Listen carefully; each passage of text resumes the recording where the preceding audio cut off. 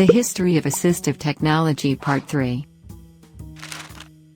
In 1975, the Education for All Handicapped Children Act was enacted into law. This law would later be called the Individuals with Disabilities Education Act, IDEA.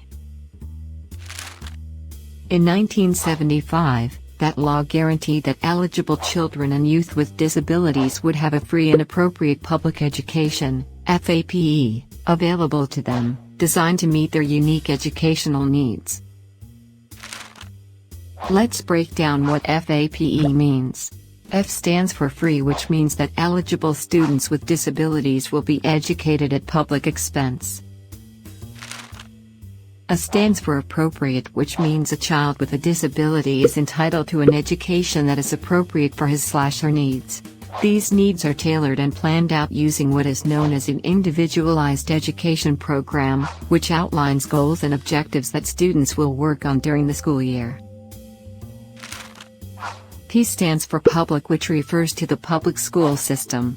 Under this law, students with disabilities have the right to be educated in the public school system.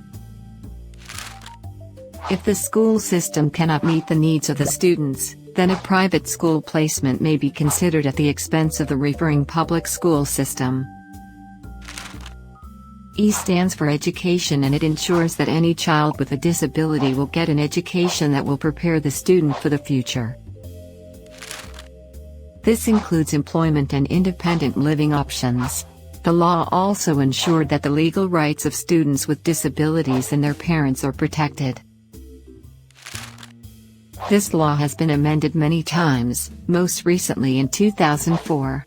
In 1990, the law added the official definition of assistive technology and AT services.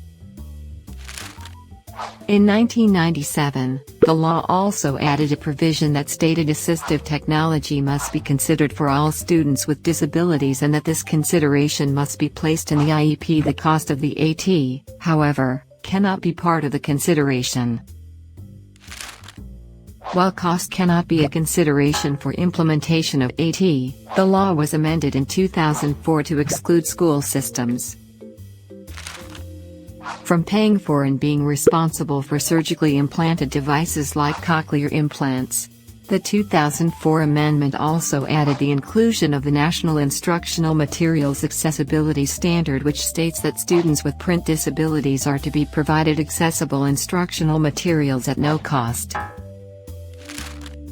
Examples of accessible materials include Braille, large print, audio, and digital text files.